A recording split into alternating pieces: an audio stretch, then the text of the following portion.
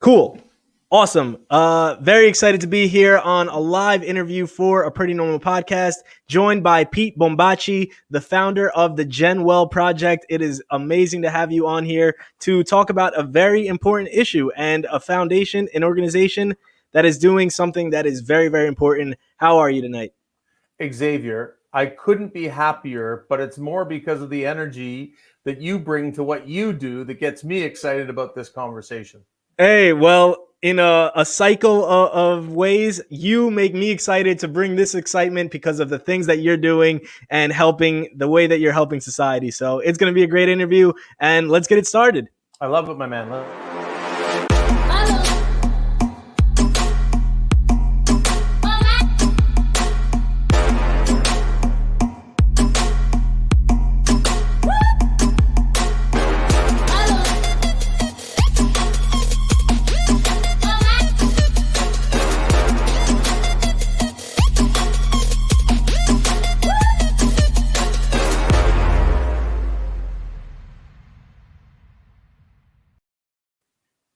Amazing. So thank you everybody who's watching. I am joined here by Pete Bombaci, the founder of the GenWell Project, which is a Canadian organization dedicated to making the world a healthier and happier place by reminding people about the importance of face-to-face social connection as a proactive health action that they can take and inspiring them to take action. That is an honorable mission, and I am very excited to be here with you tonight. Pete, how are you? I'm good, Xavier. Thank you, man. And that was well read. And I don't think I could have done it better myself, even though I've done it a million times. So thank you for being spot on with that. Well, thank you for being here. So let's get started. First, I see here that you started your career actually in the alcohol beverage industry. So a little bit different from what you were doing now. So how did you get to this place? Yeah, it's interesting. The transition I made from for-profit to not-for-profit. And I say this to a lot of young people that I speak with now. And when I was in the for-profit world, I think we all need purpose in our lives. And even though I was in the for-profit world, and at times I think the business tried to connect itself back to purpose, what I always found myself doing was participating in charity activities, whether it was with the business or even outside, working at Out of the Cold, which is a homeless shelter, working with a friend who'd started up a charity. And one of the things that really happened was I was volunteering, or I fell upon a thing called Movember, the mustache charity, which you might be familiar with. It's a men's health charity. And I was volunteering with them while I was working at Molson. And when I left the for-profit world, I had the opportunity to run the Canadian campaign for Movember, just because I was in the right place doing what I was passionate about and helping other people. Because I really do believe that if you put yourself into scenarios that make you shine, when you're the happiness, when you're doing what really resonates with you as a human being, that's when you're going to shine your brightest. And then that's when people are going to say, Xavier, I want you to come and work for me, because that's what we all want. We want to be happy and we want to be engaged. And that's when people hopefully will find us. And that was a transition over into the not-for-profit world. And then GenWell was really, there was a summer blackout on the Eastern Seaboard back in 2003. And during that blackout in Toronto, New York, all over the Eastern Seaboard, people went without power for 2 to 7 days. And what I witnessed that day was the fact that when you gave people the opportunity to get connected, because most of us were living in a fast-paced, distracted, and pressure-filled world, and we weren't making the time, not only just to connect with our own family, but even our neighbors, our friends, our colleagues. And what happened over those course of those 2 to 7 days, depending on where you were, was that everybody started connecting with their friends, their family, their neighbors. And when I ask people today who went through that, and all of us can think of it, whether it's a flood, some type of catastrophic weather event, we've all been through a snowstorm. But when we actually are given the opportunity to be kind, to connect, to help other people, we see it in the middle of this pandemic. We are an amazing human species. We do step up to help each other, but we need to take that outside of the crisis and make that something a little more normal. And that's what the goal of the GenWell Project is all about.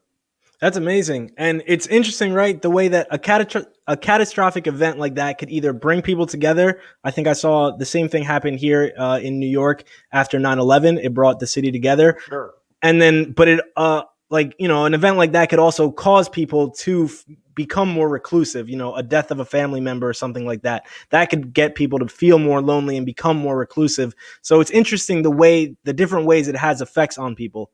And it's a great comment, Xavier, and a really important part of our campaign is about educating people on the importance of human connection. It makes you happier, it makes you healthier, it increases your longevity. And our comment is always, hey, if you're in a great place, if you've got those social networks and bonds around you that are going to keep you happy and healthier, well, here's the really powerful part. And I like to call this the dirty little secret. Mm-hmm. When you reach out to other people and you actually help them at a time when they're not feeling well, that actually makes you feel even better. And so I think what we all need to recognize, and again, most of us were never educated on this information, Xavier. So what we all need to recognize is right now, especially in the middle of a pandemic, picking up a phone call, scheduling a Zoom call, getting a FaceTime, anything that you do to connect with other people may be the greatest gift that we can give to each other right now, which is reaching out and having a conversation, because none of us know what's happening behind the four walls of your neighbor's house. Most of us don't know what's happening in our extended families' homes, but we all know that we all will survive better through challenges in our lives when we have people around us.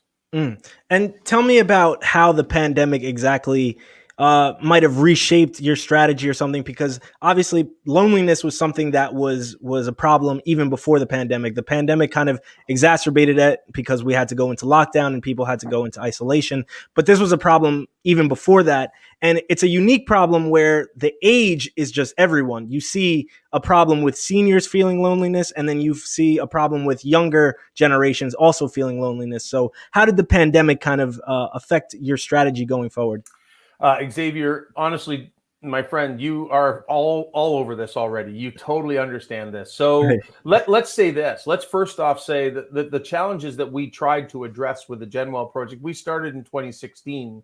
The reality is we were living in the most fast-paced, distracted, and pressure-filled world in history long before the pandemic. We were Mm-hmm. more disconnected. We've lived in the greatest growth era in the history of the world since the Second World War, and yet we've created the most individualistic society in history.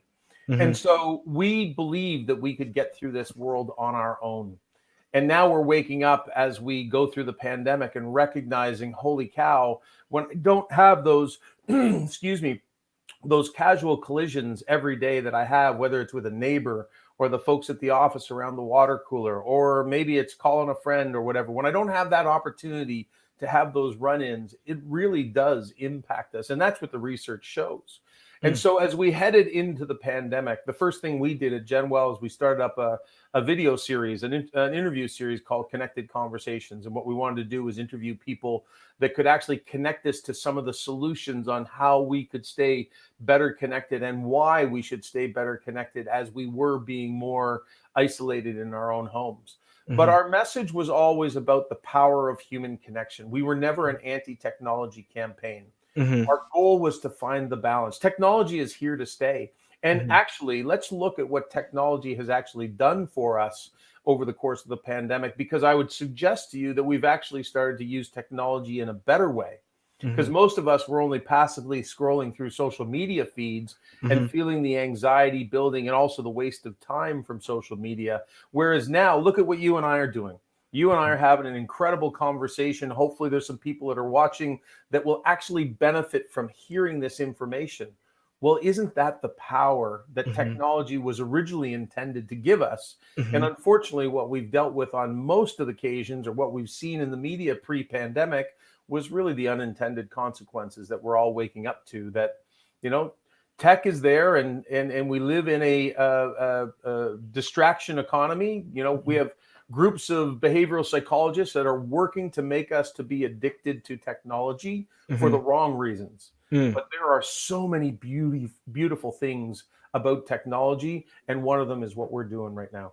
Mm. And yeah, I've had this conversation with my wife before where we read things that say this is like the loneliest time that people have ever felt. Yet we have mediums now where you can go on Facebook and join a very niche group, like, something knitting for blah, blah, blah, blah, and very specific groups that you can join and feel like you're still in a community. and yet we still face this. I know there's a lot of factors, obviously, that go into this, but if you had to take a stab at it, why do you think this is? Why do we still feel so lonely, even though we have so many mediums of connection? Well, I think it really comes back to we need human connection, and we do need to get back to the face connection, whether it's students going to school, whether it's seniors and seeing their family. It doesn't matter, as you pointed out right at the top. This isn't just about seniors. A lot of people thought that what we were launching in 2016 was a seniors campaign. Mm-hmm. This is a campaign about all of us. 50% of CEOs suggest and entrepreneurs say that they're lonely and feel lonely and disconnected at times throughout the course of the year. We know that seniors are an issue. We know that young people, I think the stat in Canada, for example, 73% of university students say that they feel lonely and isolated throughout the course of an annual university year at school. And that's before we were actually doing it remotely from home. Mm-hmm. So we know more than ever. We know that new mothers struggle with loneliness and isolation. We know that people that were working too much dealt with isolation and loneliness and disconnection. And the reality is, what most of us were never educated on, Xavier, is the fact that human connection, and now the research is clearer than ever before, that it reduces anxiety and depression, increases empathy, compassion, resilience, something that we can all benefit from, certainly in the world that we live in today, strengthens our immune system, our self-confidence, and can increase our chances of living longer by up to 50%. But none of us were ever educated on. Most of us were told to go to the gym, and we were told to eat better. And those things are really important. But if we're missing that really one key pillar about what truly makes us happy and healthy, now is the time to educate people while we're conscious, while we're aware in the middle of a pandemic, when we're disconnected more than ever. Hey, we need to get connected. And if it's virtual for the time being, that's awesome. But let's make sure that when we get that opportunity to connect face to face on the other side of this, and that's what we want to do. We want to be the catalyst that inspires people through education and by empowering us through, specific weekends, specific occasions where we want to drive people to say, hey, this weekend, why not reach out to a neighbor? Why not reach out to a senior? Why not reach out to your own family? Why not spend time doing X, Y, and Z? Because most of us just need a little encouragement and maybe an excuse or a catalyst to make it happen. And I think that's so important, what you said earlier about the education part of it, and actually educating people on the harms that loneliness can bring, and also solutions to it. So I want to just say some statistics that I saw on here when I was researching for this interview, and I wouldn't have known unless I actively went out and looked for it. So loneliness increases the likelihood of mortality by 26%. Loneliness is associated with an increased risk of developing coronary heart disease and stroke, and it increases the risk of high blood pressure. These are not just harms to your mental health, it's your physical health as well. Xavier, I couldn't agree with you more. And I'm glad you called out those ones, because a lot of people do think that we're a mental health campaign. And two things I'll say about the GenWell Project is, number one, is we're not a mental health campaign. We're a proactive human connection movement. And by saying that, what I want to do is really focus people on using human connection as a tool that they can use to stay happy and stay healthy. We have to stop as a society waiting until people are sick before we try to help them. We know that the medical system costs a lot of money, whether it's government funded or it's people paying for it. Either way, it costs a lot of money. And if we can get people to take some simple, basic steps. And the thing I love about, when people told us to go to the gym for the last 50 years, going to the gym is fun. Some people love it. But who doesn't? Actually, I shouldn't say that. I'm generalizing. But if we're talking about having a coffee with your family member, we're talking about it's really about being conscious and making the time. And so that education that you just described is so important to say, look, they now say that social connection is a better indicator of your health than smoking, obesity, and high blood pressure. So some of the greatest indicators of how our health is going are now, we need to think about social connection as one of the greatest indicators. Is how connected are you? Do you feel you have a support network in place? Because if you do, to your point, you will be happier both mentally and physically. And it's important whether it's remote or it's face to face, right? Even if you don't know the people that you have this sense of community with, it's still important. I'll say two things there. There's two things you said there. So virtual is, in a situation like the pandemic, when we don't have many other options, then virtual is a great opportunity and a great way to stay connected. At the end of the day, what we do need, and if with a lot of the research is showing that the single thing that people are missing right now is human touch. We're Mhm. missing hugs, we're missing kisses, we're missing fist bumps and high five, because that's where we get the emotion of actually feeling connected. Because you hear it a lot of time on Zoom, on podcasts like this, where people say, yeah, but because honestly, Xavier, the first thing I would have done if you and I had been in a room, I probably would have shook your hand and given you a hug.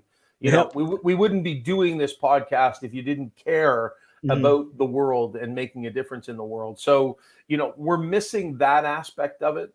But as far as using technology, you touched on it, whether it was knitting, playing guitar, sharing whatever your passions are. This is a great way to connect people on common themes and interests. Chasing passions is a really important part, and especially in the midst of a pandemic, what a great way to find something that can keep you focused on the positive and focused on moving you and your life forward by learning a new skill or sharing some time with other people. If we can't do it in person, this is a great way to supplement the relationships, but Mhm. we do need to get back to the face-to-face relationships that we will all crave when this is over. Yeah, I think that's super important. And I can't help but say you are extremely well spoken. You seem very friendly. I know this is not face to face. I think that if we were in the same room, we would have the same conversation, and we've just met. So it doesn't seem like you're an introverted person. And obviously, it's easier said than done for a lot of these things for people that are introverted, where you could tell them you got to make these social connections. It's healthy for you and all these things, but it's just difficult for them. So what are the challenges that the GenWell Project faces when it comes to reaching out to people like that who really need it and it's really difficult for them? Xavier, I really appreciate you asking that question, because I think it's too easy for us. And I use the phrase talkative Tom and chatty Kathy. We all know Mhm. that there are people out there who love to be socially connected. They're the first people at all the barbecues, all the skating parties, all the different things, whether it's an office or whether it's a city.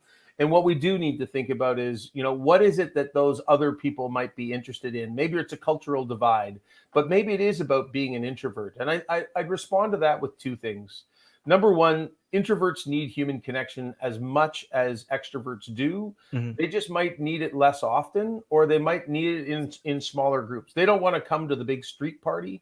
But when we talk about the GenWell project, and we have our 2 weekends a year that we identified as GenWell weekends, which were really just excuses, a catalyst to encourage people to go out and talk to other people, make an occasion, get together. We always said it could be a coffee with a neighbor, it could be a street long party, it could be a basketball game. We didn't care how many people or what you did. Mhm. What we wanted you to do was actually just take the step that you were comfortable with to get connected. So for an introvert, it might be a cup of coffee. That might be the extent of what they're capable of doing. Mhm. But also, to my earlier point, if I know you are an introvert, Xavier, then I would actually hope, and this is part of our messaging, which is really about raising the consciousness of the benefit that you can provide to somebody else just by reaching out and having a conversation. If Mhm. you have a neighbor on your street, if you know a colleague that is, somewhat introverted, and you see them when they walk through the cafeteria and their heads down, not looking at a phone, but just because they're just fearful, then Mhm. every one of us who feels more comfortable, in my opinion, I'll use the word responsibility, but heck, let's just say, as a human condition, let's just think about what it's like to be that person, and Mhm. and the difference that you could make in the life of somebody else by knocking on a neighbor's door who might be a little more introverted, or a senior who has lacks mobility. I have a deaf sister, so maybe it's somebody with a handicap who Mhm. struggles to get outside. The reality is there's so many people out there that would benefit from our outreach, and what we need to do is just raise that consciousness and give people some ideas and tools and catalysts to make it happen. Mm. And another statistic that I had seen, another paper said that people who lost their spouse felt better after just 2 hours a week of volunteering. Like it really helped them fight their loneliness after they had lost a spouse. And it can be extended to not just people in those circumstances. Like just volunteering, it's a good thing and it will make you feel good and you'll be around people. It sucks that right now we can't do it in person because I think, cleaning up the beach would be a great activity for people. But there are other ways. I know there are plenty of charities out there that are still doing fundraisers and stuff. And I think that's also important to educate people on that. Just those 2 hours a week will make you feel better. Yeah, such an important message, Xavier, and you are all over this topic. So thank you for doing the research that you've done. At the end of the day, I'm going to share a story that in the first year of launching the GenWell Project, I had a gentleman reach out to me, and he's from a suburb of Toronto called Ajax. And he reached out to me, and I think he sent me a text. He sent me an email to our inbox at info@genwellproject.org first, and he said, I saw your campaign. He was suspicious. He was kind of, what are you guys up to? So I kind of went back to him and said, he said, what are you selling? I said, actually nothing. There's no for-profit side to this, and we do need to pay bills, but at that point we weren't trying to sell anything. We were just trying to make a difference in the world. And once I had a chance to get to know him, I actually went and had a coffee with him. And he was about 60 years old. He was an Italian gentleman, and he said, I burnt every bridge in my life. He said, my kids don't talk to me. I'm obviously divorced. I don't have any old people that I used to work with that still speak to me. My neighbors, I've moved so many times, I don't know. And I live in an apartment building now. I don't know anybody there. And he said, and I don't have any connections that I can go to. So what do you suggest for me? Mm-hmm. And so first off, I was thrilled to be able to have a conversation with him, because, we all need to be seen. We all need to be heard. We all need to feel like we belong. And Maslow shared that with us, as part of his hierarchy of needs back in 1943. But my answer to him was volunteer, because as you point out, when you volunteer, you get an opportunity to work with other people that are like-minded, who understand the importance of connecting with other people, whether it's the person that you're helping, or whether it's with the other people who've stood up and said, I want to make a difference in the world and want to have some purpose, and they too want to get connected. So you're putting yourself into a group of people that are probably going to, A, be thankful, but B, more likely to probably engage in a great conversation with you. And as I said earlier, I love the line of the dirty little secret. The dirty little secret is when we all, for those who haven't participated and haven't done a lot of volunteering, the greatest message is, hey, when you volunteer, you think you're doing it for them. Mm-hmm. You're actually doing it for you. And it's probably a bit of both. Mm-hmm. But for the person who's in that situation, anybody who's watching this conversation tonight or in the rerun, if they're feeling lonely and isolated and they don't know where to turn, yes, there's a lot of 1-800 lines out there through the pandemic. If you're feeling that stress and that anxiety, then pick up the phone and call somebody. But if you're feeling like you just need a little direction and you just need to know where to go, I think your thought is a great one, which is pick up the phone, go onto the web, find out the local charities that are looking for some support, whether it's a food bank, whether it's a homeless shelter. Of course, we're all trying to follow local COVID protocols. So make sure you're doing that. But what an amazing way to give back at a time when more people need help than ever before. And I think the best part of that is that it's a healthy community, and it's feeling like you're a part of something that's doing well. Because I think another problem of loneliness is that you feel real vulnerable. So anybody that will take you in and you feel like a community, you rush to. So I don't know about in Canada, but we have a problem here with online radicalization, where people fall into these, online groups and they get radicalized. They start thinking, white supremacist conspiracy theories and all these other things. And you are just susceptible to that because you feel so lonely that you feel like you found a place of belonging. So I think having healthy community is also really important. Xavier, 100%. Let's make sure that we are clear that this isn't just an issue in the United States of America. This is an issue around the world. Mm-hmm. And, we've had some incidents up here right in Toronto where a young man drove down down Yonge Street in a van and killed some people.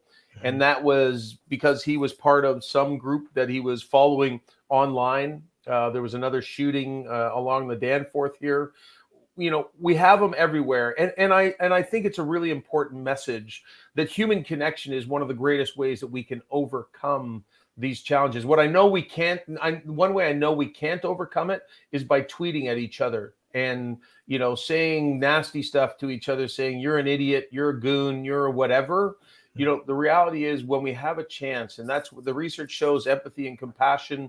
Jamil Zaki out of Stanford has written a book called The War for Kindness, which is an incredible book that really speaks to the power of bringing people together so that we can talk to each other, we can care for each other, we can empathize with, why do you think that way? Oh my God, I understand that. I can see how you feel that way. Mhm. But hey, I hold no spite against you.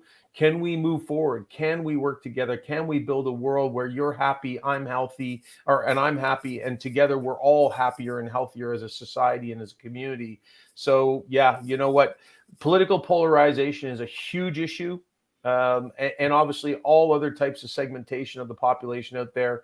But if we could create these opportunities for people to feel that they could come together, not because we're trying to bring two, radicalized organizations together, but because we're actually coming together to celebrate human connection. I think the real key of the GenWell project is that we're not trying to focus on an issue or a cause. We're trying to focus on bringing people together to celebrate human connection and celebrate life. Too often we wait till people die before we have a celebration of life. What's that all about, Xavier? Why do Yeah. we wait till people die? Don't get So you don't get the roses till you can't smell them. And the another worst part about that is family doesn't come together unless it's a funeral. Like you don't see a lot of family members unless it's time to come together for a funeral. there's a great commercial, and I think it's out of Sweden. It's probably 2-3 years ago, and there's a grandfather who was trying to get his family together again, living in the distracted world that we were in, fast paced, and he sent out a death notice, and he was trying to get his family together for Christmas dinner, and he couldn't. So he sent out a death notice to all of his family and said that he had passed away, and he was inviting people back for the celebration of life. And as everybody showed up, of course, he was still Is alive. there. And it is, honestly, you have to go check out this commercial. I think it was a grocery store out of Sweden, but it's one of the most powerful and thought-provoking commercials you can ever watch, because you're kind of like, holy cow, it took somebody to die before we would make the time to go and spend time with them. How crazy is that? Yeah, and I hope if the silver lining of this pandemic was that it just made people say, hey, I want to pick up that phone and I want to call this family or this friend because, the news is saying a lot of things that are making me really worried right now. And I just want to check up on everyone. And I hope that was at least the silver lining, that people picked up the phone and called people that maybe they hadn't spoken to in years. Hey, I'm with you. There's so many, there are a lot of people that are struggling as a result of the pandemic. So first and foremost, let's acknowledge that some people don't get to see the silver linings. Mm-hmm. But for those who had the blessing to have food, water, shelter, safety, and security, who've had the opportunity to focus on, okay, what next? And human connection, when you look at, Maslow's hierarchy, love and belonging, it really is the next step. Is, if some people were able to focus on building stronger connection, or at least figuring out who those people were that they could reach out to for their own health and for the health of the other person, Mm-hmm. well, that's a beautiful silver lining, my friend. That would be a great outcome, and hopefully just the start of what we recognize now, having gone through the pandemic, as to how much we really do need each other. Couldn't agree more. And you emphasize that this is not an anti-tech organization. Is there people that believe that technology is the reason for this problem with loneliness? Like, is there people on that side of it that think it's more of a problem than a solution? Yes. Yes. And I would say, hey, I think we have to be very honest with ourselves. The research I was looking at pre-COVID was that the average person was now spending up to 12 hours a day on screens. Mhm. And now the last piece of research that I saw out of Harvard said that the average person was now spending 40% more time on our screens. So that now has us at 15, 16 hours a day on screens. Mhm. Xavier, I know you know how many hours there are a day in a day. And Uh-huh. if you're sleeping 7 to 8 hours a day and you're on screens 15 to 16, how much is left for us to spend time connecting with other people? Not much. Not much. And now let's be clear, the increase to 15, 16 hours a day may include some, face-to-face time like we're doing right now. And that's a beautiful thing. Mhm. But I think it's just, again, our message is not anti-technology. It's raising the consciousness. If I tell you how important human connection is for your health, and I show you the stats about how much time we're spending on different platforms and technology, and what scrolling through passively through social media does for our emotional health, and the amount of time it's taking away from doing the things that you could be doing that make you happier and healthier, well, then I think most people will actually start to make small changes. And you can't just tell them once. This is about building a movement that takes time. We got to this place over 50, 60, 70 Mm-hmm. years. We're not going to change the world overnight. People aren't going to put down the phones and start hanging out with each other, 12 hours a day. But if today I can get you to spend 10 more minutes, and then tomorrow I can get you to think about it one more time. And then bit by bit, on the other side of this pandemic, we now say, hey, Xavier, you and I are going to actually put something in the calendar every week for 30 minutes, whether it's on Zoom because we can't connect today because you're working here, or maybe we're still in the midst of the COVID. At least we're making a regular routine to get connected. And Mm-hmm. then when we can get back to it, then maybe you and I can go grab a coffee and sit on a patio somewhere and do it the way we all want to do it, the way we need to do it. Mm-hmm. But let's not give up on that connection through the rest of the pandemic. Let's make sure we celebrate it on the other side and get back together face to face. Yes, couldn't have said it better. And do you think that there is still a stigma around being lonely? Like, I know it's more open now, where people say that they're going to a therapist or they're seeing help, and that's more open. Where there's less stigma around that. Do you still think that there's a stigma around saying like I experience loneliness? Yes, and I think it's two things. The reason I think most people, we have the campaign to end loneliness in the UK, and there's a coalition to end isolation and loneliness in the US now, which are filled with really smart people that are doing great work. But I think there's a word that I've been using. First off, we're trying to focus at the GenWell Project. We're trying to focus on the solution, not the issue. Mm-hmm. So first off, we're a human connection movement. We're not specific about isolation and loneliness. We're about the benefits of human connection, whether it's isolation and loneliness or you just had a shitty day.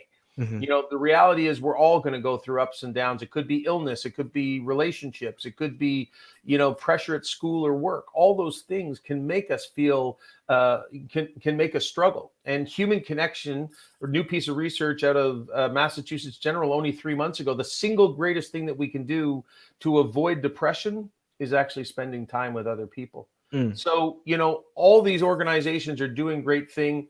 But I still think the stigma is there when you say the word loneliness. Most people think of seniors. They're like, Mm-hmm. loneliness. Oh, that's just old people. Mm-hmm. It's like, no. And I love using the word disconnected, because young people like us, when you put this thing up, have you ever felt disconnected, Mm-hmm. Xavier? Yeah. Who hasn't felt disconnected? Mm-hmm. So I think by using different terminology and focusing on the solution, I think we can open the door to more people to say, yeah, that's me. I felt that way before. Mm. And yeah, you know what? I would love to have more education, more information, and a catalyst so that I wouldn't feel so awkward. I'm a social guy, as we pointed out earlier, but I'm still not the guy that would go to my neighbor's door and go, hey, Mm-hmm. you want to go have a coffee? I need a reason. I need somebody to say, hey, we're supposed to do it because this is good for us. Okay, well then I'll go do that. I could go do that. But it's tough for people to get over that physical or emotional barrier of reaching out to people, because it's just not something we've been in the habit for a long time. Yeah, and I think it's important to note that, like, I think everybody at some point feels either alone or they just want alone time. Like, they make the conscious decision to say, I just want to be by myself and I just want to not be around any other people. It's when it's like a prolonged thing that it becomes a real problem, where you really feel reclusive to society and you feel like you can't pick up that phone or you can't, have that conversation. Well, and hey, you've laid it out well, Xavier. Alone and lonely are two completely different things. Mm-hmm. There's a lot of people who are very good at being alone. But lonely is a subjective feeling that when you are alone, you wish you had, a greater human connection in your life. If the amount of people that you see on a daily, weekly, hourly basis is different than what you want, that is where the separation is creating the lonely feeling that you might have. And Mhm. to your point, being lonely in the short term isn't a bad thing, because that actually will encourage a lot of people to go and take the steps and do the things that will make them feel more connected. On a Mm. normal time, non-pandemic, you might go down to the local coffee shop, you might have a coffee and sit there and talk to some people. You may not know them, but you might have a conversation, Mhm. and that might be enough for you. The Mm. challenge now is really, in the midst of a pandemic, those casual conversations don't happen. Mhm. And so we're forced to, really work at building the connection, because you have to reach out on Zoom and say, "Hey, Xavier, do you want to get together? Can we book a Zoom? Can we make it part of the calendar?" All the Mhm. casual conversations are gone, so it Yeah. takes a lot for people. And if you're an introvert, or you tend to be isolated and maybe have feelings of loneliness, it can be a challenging time for people. So that's why we want to wake people up to just how important this is, and the benefit they can have just by reaching out. Hey, and so I have a comment here from a user. They said, maybe you answered this before, but why do you think people feel lonely despite of not being alone? Since this could lead to more antisocial behavior. Why do you think people feel lonely despite of not being alone? That's an interesting one. So I think what I'm hearing in the question is, you might have people all around you, Hmm. but you still feel alone. I didn't see the name of the person there, but hey, I've felt that way, Angie. Thanks for bringing that up, Xavier. I've certainly felt that way, and it's when you don't feel like you're not part of your community. You don't feel like you belong for one reason or another. If it's in work, it may be because you believe that you're not in alignment with what everybody else is doing or thinking. On the home front, it may be, you're just disconnected. You have a different way of approaching the world or life or the day. There's so many different ways that we can feel like we're not being included. And that's really a diversity and inclusion message as well, which is, diversity, we can, that's a number. How many people have we hired that are not like us? Hmm. Inclusion is a day-to-day effort to make sure that we and the people around us feel like they're part of whatever that institution or that family community is together. And I think it's, again, raising people's consciousness that inclusion, making people feel like they belong, takes effort. It takes effort from the leaders, and when they demonstrate it, it takes effort from all of us to recognize that that person beside you on either side may not feel as comfortable as you do, and what could you do to make them feel more included. Mm, yes. And I think also there should be no limit to the amount of communities and connections that you feel a part of because, I think often we focus so much on romantic relationships with people, like saying, okay, if they have a boyfriend or they have a husband, they shouldn't feel lonely. They have a partner and everything. But it's important that to know that you still have you should have hobbies. You should do those volunteer times. You should have friends that you speak with. It shouldn't just solely be relied on one person as your kind of like shoulder to lean on. Xavier, I need to hire you. You need to be an ambassador for the GenWell Project, my friend. Oh, well, Um, I would be honored. yeah, honestly, you 100% understand this from so many different perspectives. The reality is, if the one person that you are connected to, or you feel connected to, if for some reason that relationship gets strained, how's that going to make you feel? Mhm. Well, Cool. what that is when isolation and loneliness steps in, because you don't have anywhere else to turn. Mhm. But the greatest thing that we can all do is we can build multiple connections, multiple relationships. Again, I kind of paraphrase what Maslow said. You got friends and family, you've got neighbors, you got colleagues. When we talk about belonging, there's so many different groups. I say aspirations. So you talk about, chasing your dreams and passions, connecting with people because you love music, or you love knitting, or you love charity at the top of Maslow's hierarchy, and giving back and self-actualization. The reality is there's so many ways to build connections. And the greatest thing that we can all do, and I think we struggled with this for the last few decades, is we focus so much on work because we were fulfilling our need for, whether it was ego, whether it was money, whether it was, trying to keep up with the Joneses, that we lost the balance. Mm-hmm. And then what happens when that job is lost and all of a sudden you haven't built any of those other relationships, Mm-hmm. and you don't have that job in the community that you used to go and spend time with every day? Even the fact that we're all working from home now, which I think has created a lot of pressure and struggle for people. But the reality is we need, life is all about balance. All those Mm-hmm. other relationships are the ones that will be there when one of those things falls to the side. Like you stop showing up for your guitar lesson, well, maybe it's your family, maybe it's your neighbors. All those other relationships can support you through the changes, because we are going to have ebbs and flow in our life. And having that balance in there will make sure that you get through it in the best way possible. Mm. And what are some of the valuable lessons that you can pass along to other entrepreneurs, other CEOs? Like, it seems like this is just even if you want to just break it down to a financial thing for your business, this seems like a good thing to do. If your employees are happy and they feel like they're a part of something, they will probably be more productive and it will be good for business. So, what kind of lessons do you give to other entrepreneurs? Because it seems like a social impact is very core to your mission, but other businesses that don't have that social aspect to it, what are some reasons why they should incorporate that more?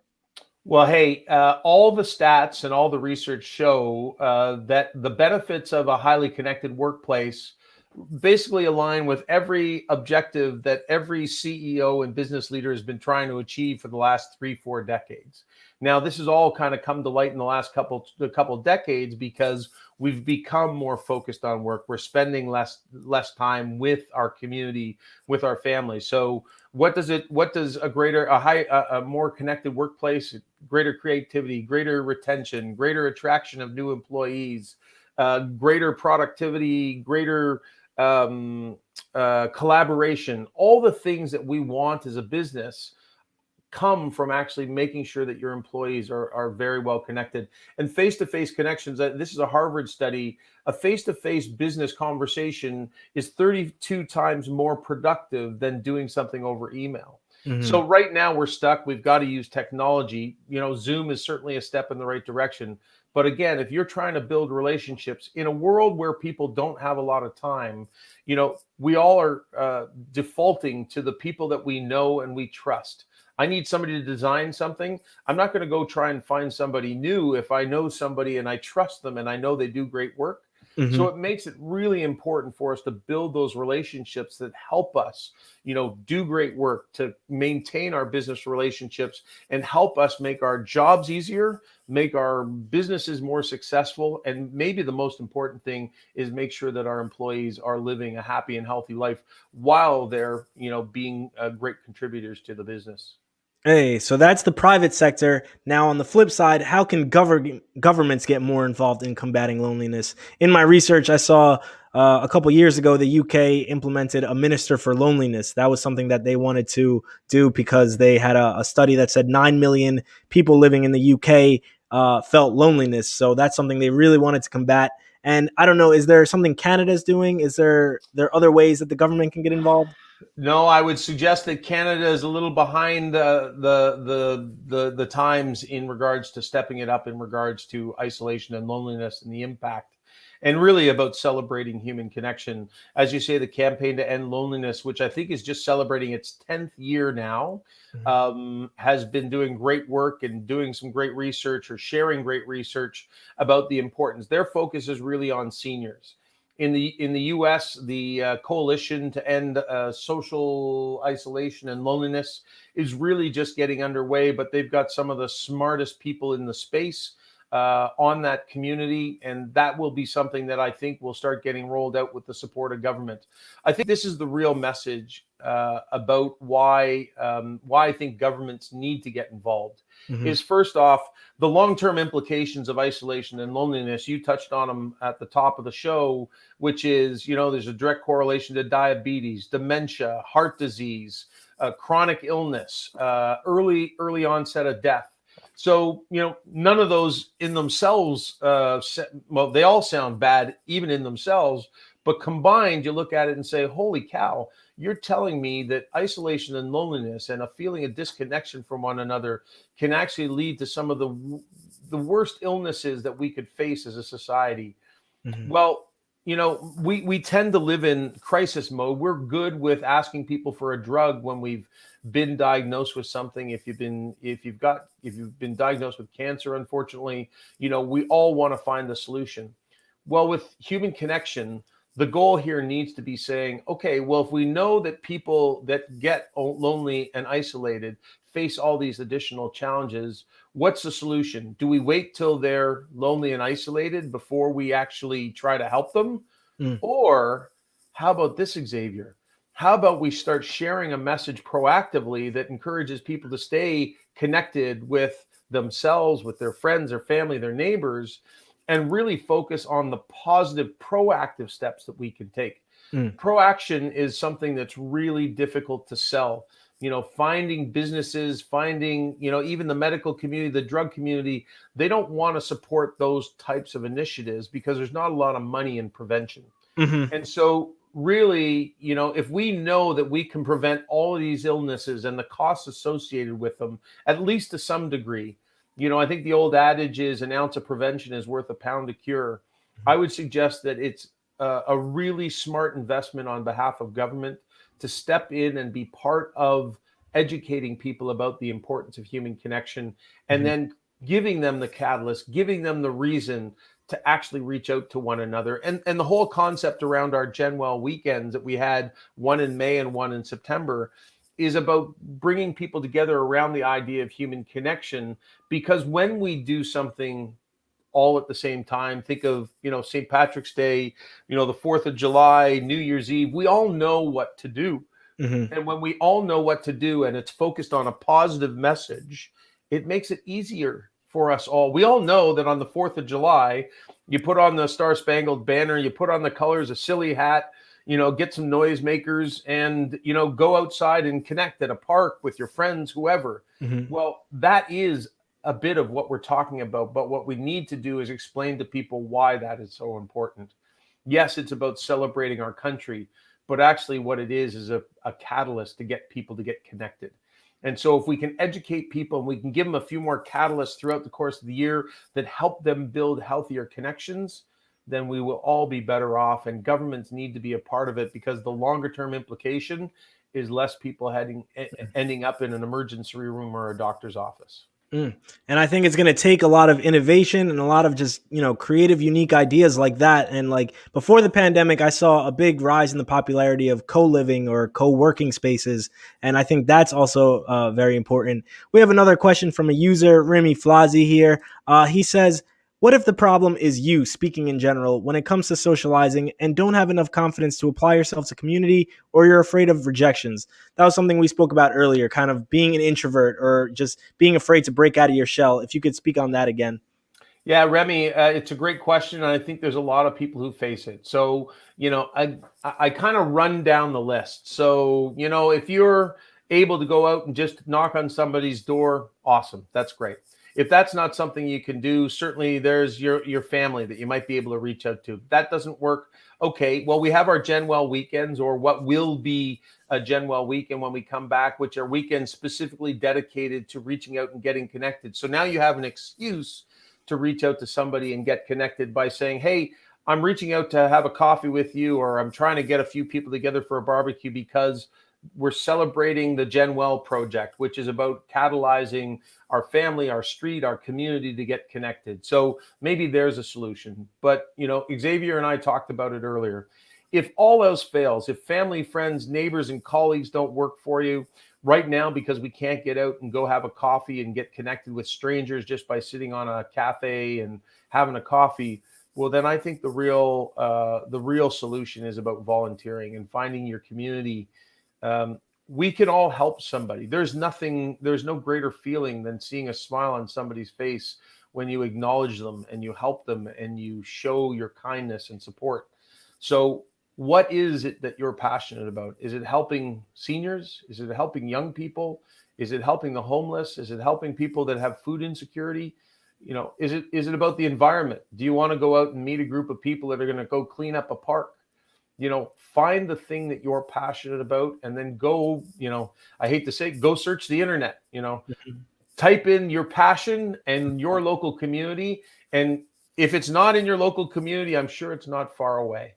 Mm. And there's your first step. And obviously, in the midst of the pandemic, it's a bit of a challenge Mhm. right now. A lot of 1-800 lines have been set up to help people that are feeling lonely and isolated. When we are lonely and isolated, unfortunately, a lot of us get into our heads and we ruminate. And when Mhm. we ruminate, that's when we start to think that we're not good enough, smart enough, attractive enough, wealthy enough. And it's all BS, because frankly, you're all of it. And all we need to do is get out of our own head. So Mm. if you're at that stage and you can't get out because of the pandemic, pick up a phone, have a conversation with somebody at one of the support lines.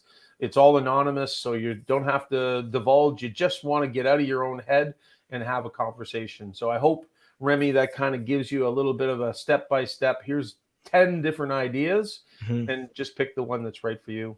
Yes, thank you for that question, Remy. And this is really like become an issue that I'm focused on because I have a little brother who's 15, and my family just moved from New York to Pennsylvania, so a different state, about 3 hours away. He's now doing school virtually there, and he has no friends. So like, I really feel for him when I speak with him, and he says that like this has been tough for me because in normal circumstances, he could go and join the football team or he can make friends in the classroom.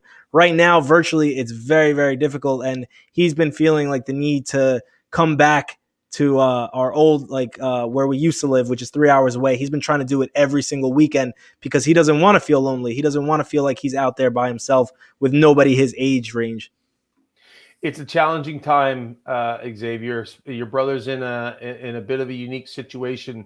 Let Mhm. me tell you. Let me tell you what we did on our street up here in Toronto. We used the WhatsApp app, and it just turns out that of 7 or 8 families that have kids on our street, none of them go to the same school. It's really crazy. Mhm. And so, but the parents, we'd seen each other on the street. We certainly knew a couple of them, but what we did at the start of the pandemic is we actually got each other all onto the same WhatsApp. And now what we do is, now I've got a son, he's 6 years old. So your brother's a little bit older, and maybe this is a bit of a challenge, but Mhm. I hearken back to when I was a kid, there was always kids to play on the street with, whether it's ball, hockey, shoot, hoops, or whatever the case may be. But maybe there's an opportunity for all the parents that have kids the age of your brother to get onto a WhatsApp group. And, if anybody is thinking about going out, on the street to go shoot some hoops or, hit a tennis ball, kick a soccer ball, go for a walk. The reality is, why not send out a note to everybody else and just say, hey, we're going to go to the park and we're going to kick a soccer ball. And I'm going to apologize because I may be saying some things that are not COVID friendly. I'm thinking shooting hoops, that may not be COVID Yeah, friendly. ball passing around. Yeah, so maybe it's not shooting hoops, but you get my point. It's getting people together to do it. And then I look at you as a guy who is very aware and conscious, and you've already stated that you're really concerned about them. What a great opportunity in the midst of everything that's going on to make a little extra time to say to your bro, "Hey, dude, why don't we go shoot some hoops today?" Or why don't we go? Because I lost my mom a few years ago, and in hindsight now, having run this campaign for 5 years, I now recognize that my mom lived many of her remaining years lonely and isolated. And although I would call and go visit once or twice a week, what I realize now that 24 hours in a day, 7 days a week is a lot of time to sit by yourself and not feel connected to other people. So, yeah, anything you can do and anything that the people around you can do to help your little brother, Yeah. this is the time to step up and make it happen. Yeah, that's so great. And before we wrap up, you have a goal of 1 million connected by 2023. Can you elaborate on that goal? Do you know what? It's a goal that we threw out there. We've taken a pause right now. We put up a campaign called Disconnected, which is really just highlighting the fact that we're all disconnected right now. We're in the midst of redeveloping our website. We're working with some people to find some corporate partners. We're talking to government. We're talking to foundations. We're looking for the people who want to step up and take a leadership role. When we come back, we want to inspire people around this world. We already have a lot of engagement in the US of people, but we know we could do much better. And so we want to make sure that when we come back, we have all the tools that we can actually support people, whether it's a video, whether it's whether it's other tips, whether it's the research, that it's all available, and we become a central hub for people to find out more information and understanding of why human connection is so important in their lives. Well, this is amazing work that you're doing. It's very important. Like I said, it crosses borders, it crosses age demographics. It affects everyone in one way or another. And having a healthier, more connected society only benefits everyone else. Like, you want people to feel like they are a part of something, like they belong to your community, like that they can contribute something to your community. And I think that's when people bring out the best in them. They bring out their best work, the most creativity. So I thank you so much, Pete, for coming on the show tonight and telling me about your organization. Can you let the listeners and the viewers know where they can find out more? Yeah, right now they can check us out at genwellproject.org, and they can respond to a question that we're asking people. Are you in or are you not in right now to helping make the world a happier and healthier place? You can check out our social platforms, Instagram, Twitter, Facebook, LinkedIn. Follow us on those, because we'll be back real soon sharing more information about the tips, tools, research, and motivation to get us all more connected and make the world a happier and healthier place. Amazing. You are welcome anytime on this show. Pete Bombaci, founder of the GenWell Project. It's been an amazing time talking to you. You really know your stuff, and you are just a walking book of inspirational quotes. Hey, Xavier, honestly, my friend, you don't look like you're even half my age, but you have such a great handle of this subject. And it's people like you who can be real catalysts and ambassadors for sharing this message, even in what you're doing as a hosting your own podcast, which is inspiring in itself. So I want to thank you for helping share the message tonight, and I hope you'll carry it with you wherever you go. Hey, it is an amazing message. And this interview is now on YouTube, Facebook, and I will also be uploading it to all podcast streaming platforms. Thank you to everybody who submitted questions, everybody who watched. And this has been a Pretty Normal Podcast. Thank you, everyone. Have a good night.